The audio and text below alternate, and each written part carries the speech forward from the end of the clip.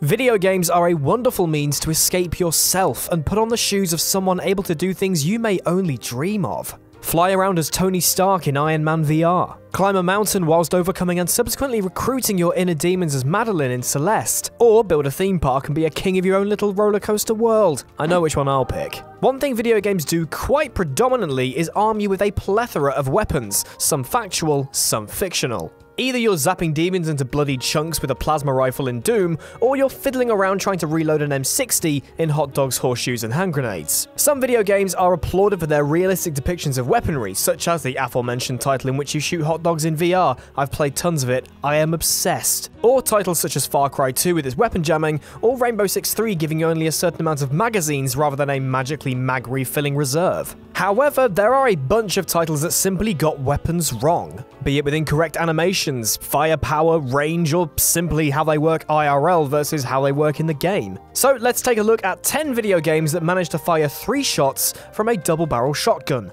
Looking at you, Michael Rucker. I'm Rich from WhatCulture Gaming, and these are 10 times video games got weapons wrong. Number 10. Constant Cocking, Left 4 Dead 2. As much as, yes, this is exactly how a night out with Jules sounds, the exceptional multiplayer zombie shooter Left 4 Dead 2 has quite the egregious error when it comes to weapon handling. Counter-Strike, no, don't you try and sneak away, you're guilty too. Quick sort of science lesson, if you're handling a completely empty weapon, you'd load a mag, then pull back either the pistol slide, charging handle, or pump to load the first round of ammunition to be fired. You'd only do this when the chamber is empty, so if you reload a weapon when the mag hasn't been completely depleted and fired, you wouldn't have to rechamber again. However, Left 4 Dead 2 pulls 2 big oopsies here, as each and every time you reload a rifle, your character rechambers or cocks it every single time. To make matters worse, every time your character switches out to a primary weapon, they cock it again. In reality, not only would you be wasting precious ammunition you could be firing into the hordes' heads, you're also increasing the chances of jamming the weapon. You'd think this could be actually a detail relating to our protagonists not being weapons trained, but the highly trained operatives in Counter-Strike do it too. Weirdly, the pistol in Left 4 Dead 2 has 2 animations for empty and not empty, though Counter-Strike doesn't. Oh, Valve, have I got a bone to pick with you? I am not done yet.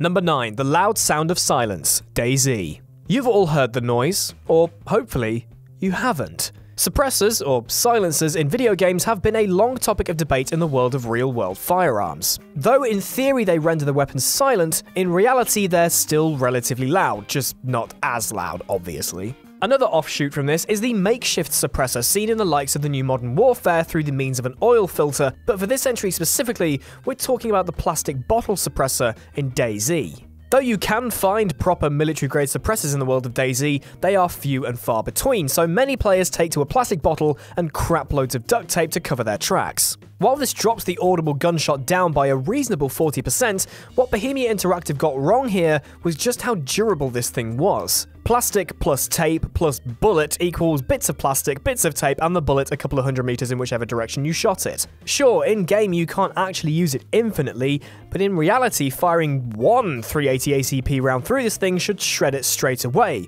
let alone taking 6 shots to do so. A minute accuracy increase also seems a little off, since a bullet travelling through another material after leaving the gun would surely skew it off target even more? It's a bit strange, but it's full of zombies, so it's not exactly real anyway. Number 8. A double-barrel Spaz 12, Half-Life.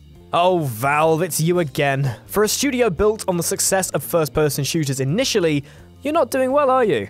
Now we're going to have to pick on their flagship series, Half-Life. During the events of the first game, Gordon Freeman gets his hands on the legendary Italian shotgun, the Spaz 12. However, this particular model has a very unique feature, probably developed by the folk at the Black Mesa Research Facility. This thing can fire 2 12-gauge shells at the same time, like firing both barrels on a double-barrel shotgun at once. One big flaw though, the Spaz 12 only has 1 barrel. Looking at the Spaz 12's profile, it looks like there is a second barrel underneath the first, hence why it seems logical you could fire both. However, that's actually where the shells are stored when you load it. Ever wondered where the 8-odd shells go when you load them into the base of the shotgun? They sit in a neat little line before being pumped into place ready for firing. This would be quite an excusable one-time thing, but Valve continued this trend into Half-Life 2, and both its episodic follow-ups. Sure, blasting zombies away with double the buckshot than expected is awesome, but in reality, It's quite literally impossible with the Spaz 12. Let's see if they fix this in the, at the time of recording, upcoming Half-Life Alyx. That's if we get to wield the Spaz 12 in the first place. Number 7. Mini nukes aren't all that nukey. Fallout. In the post-apocalyptic world of the Fallout titles, you could wield a weapon known as the Fat Man. No, we're not picking on anyone here, we're talking about a pretty beefed-up grenade launcher, which launches not grenades, but nukes. Though most of the Fallout universe is steeped in fiction, the Fat Man actually isn't. It's based on a fully functional mini nuke launcher named the M29 Davy Crockett weapon system. This thing indeed fired real mini nukes, but since they were smaller and lighter than their devastating bigger brothers, accuracy with this thing was about as solid as Fallout 76. In-game, they are much more accurate, of course, especially when your VATS is all juiced and ready to go, but the thing that feels off about these mini nukes is the lack of fallout. Pun kind of intended. Even though they're not as powerful as their chunkier counterparts, these would still leave a substantial amount of radiation in the vicinity in which they were fired. So diving straight into loot from the raiders you just blew to smithereens should leave you swimming in rads. But you seem perfectly fine while stealing bottle caps and splutterings of ammo of a caliber your weapons don't even use. Unless Bethesda happily ghoulify the player post-use, I doubt this will be changing anytime soon. Number 6. Minigun Madness, Grand Theft Auto 5. We all know how this thing looks. We can all hear the roar as it spins up. We've always wanted to fire one, even though it is horrifically impractical. That's the word though, impractical. Rockstar's exceptional Grand Theft Auto 5 gives you the ability to kit your protagonists out with a plethora of weapons, and a handheld minigun is such an option. Giving Trevor one in the Polito score was a great idea. Give the maniac the biggest gun. At least he'll deliver the body count. The weapon in-game is based on the American M134 and weighs in at 41 pounds, about 20 kilos, assuming this is the lightweight model. Add to that a max ammo capacity of 9,999 rounds, that's another 600 pounds worth of weight. 650 pounds is about how heavy a stocked vending machine is. Do you really think you could lug that around on just your 2 feet? If Trevor had, say, a trolley behind him carrying the rounds, maybe, but he wouldn't exactly be dashing around between cover now, would he?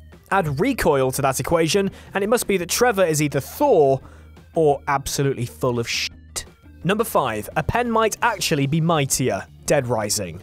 Dead Rising is a series synonymous with the idea of literally anything being a weapon. Is a shotgun a little too mainstream for you? Well, strap 2 chainsaws to the end of a canoe paddle and off you pop.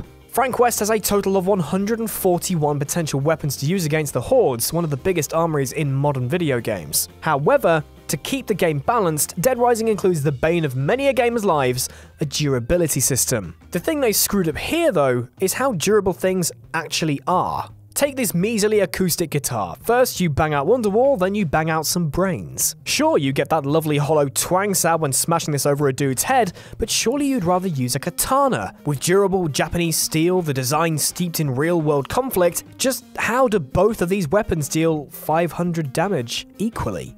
Just to add a little more WTF factor, the guitar lasts 40 hits before breaking, whereas the katana lasts only 20. So, a flimsy acoustic guitar made of wood is more durable than a weapon first forged in the late 14th century and still used to this very day? Makes perfect sense. Admittedly, this is Dead Rising. You can't take it all too seriously, especially when old Frank goes all in with a spiky shopping trolley. Number 4. Blunt Force Trauma. Star Wars Jedi Fallen Order. Easily the most famous weapon on this list, we got our first taste of the iconic lightsaber in the 1977 film Star Wars, pointing out the obvious. I know, but skip forward to the Disney acquisition of Lucasfilm and the Star Wars IP, etc., etc. in 2012, and suddenly the lightsaber became something more akin to an RGB baseball bat than a big lasery killing machine. Gone are the days of slicing off the limbs of your enemies, and in other times you're basically beating stormtroopers to a pulp with what may as well be a bit of wood. Since squeaky clean Disney took on the IP, limb dismemberment was a big no-no, so 2010's The Force Unleashed 2 was the last time we saw lightsabers chopping people to bits. The most recent title in the Star Wars canon, Jedi Fallen Order, did indeed wield Cal with his own customizable saber, but once again, chopping humanoids simply wasn't happening, as the ESRB rating would have surely been bumped up a little. However, if you're up against droids or animals, you can chop them to bits no problem. Seems a bit out of character for a lightsaber to be choosy. If anything, chopping up the dark side would be the best option, but alas. Number 3. The unseen arrow is the deadliest. The Last of Us. Blasphemy, I hear you cry. This is Naughty Dog we're talking about here, and it's even more egregious that we're talking about The Last of Us, Naughty Dog's most critically acclaimed title and one of the best video games ever made. However, there are a few duds in the combat. The world of The Last of Us leaves you with little wiggle room when it comes to defending yourself, so the trusty bow and arrow is a good option, not only for reliability, but also because your stealth game just leveled up. However, while sneaking about, avoiding both antagonistic humans and clickers alike, whilst Joel is firmly on the DL, he deals more damage than if he were Katniss Everdeening out in the open. It's not just The Last of Us that does this, Fallout also deals double damage when unseen. The same bow, the same arrow, the same distance away, even? Being seen or not shouldn't make a difference, right? Well, this is a video game at the end of the day. Let's not wind ourselves up too much. Number 2, The Reloading Ghost, Tomb Raider Underworld. Tomb Raider Underworld is a title steeped in Norse mythology, with Lara Croft herself even wielding Mjolnir by the game's end. Plus, there's the titular Underworld to explore too, so yeah, not exactly going for super realism here. Lara is, as usual, wielding her twin Heckler & Koch USB pistols, shredding her foes to pieces. First up, it's not exactly impossible to reload pistols akimbo without letting either go, it just takes a little patience, takes a little time, a little perseverance, and a little uphill climb. The outright problem here, however, is the ghost residing in Lara Croft's trousers. After she's fired some, not all, of the 24 rounds between the two handguns, she pops them back into her thigh holsters, but when she whips them back out to Swiss cheese the next victim, they're magically both reloaded back up to 12 rounds apiece. My guess is Winston, the dude we shut in the freezer, did indeed freeze to death and proceeds to serve young Croft by reloading her pistols in spirit form when she's not using them. It's actually kinda sweet, really. Number 1, the Garand Finale. I hope you enjoyed that pun. I know I did. The M1 Garand, designed in 1928 and first produced in 1934, is both an icon of the Second World War and of various war media, video games included. That ping is enough to sell a video game alone, hence why Call of Duty World War II used it so predominantly in its marketing and in-game during various menu animations and things. However, many video games have done this legendary rifle an injustice, and not exactly how you might think. The M1 Garand is loaded with 8 cartridges at a time, and once all 8 are fired, the clip is automatically ejected, making the ping we all know and cream ourselves to. Many video game franchises, including Call of Duty, Battlefield, Medal of Honor, as well as a bunch of others, don't actually allow you to reload the weapon mid-clip. You need to empty it entirely in order to load a new 8-round clip in. Other titles have allowed you to reload the clip by popping the half-empty one out and putting a whole one in, but for quite a long time, this was seen as the wrong way to depict the weapon, as the number of titles not allowing you to reload it heavily outweighed the ones that did. Though, plot twist, the majority of those games are actually wrong. You can reload an M1 Garand mid-clip, so every time you're told you can't, simply slap the game in the face and jam a new clip in anyway. Also, being able to reload it mid-clip means you can ping it on demand, and I mean, who wouldn't want that? And there we have it, 10 video games that did their weapons an injustice. Are there any more instances of a video game doing a big silly and goofing their stabbing and or shooting devices? Let me know in the comments section below. Don't forget to subscribe here for more gaming content every single day, and I have been Rich. You can follow me on Twitter at PickupChangeToe. Take care of yourselves, and we'll see you soon.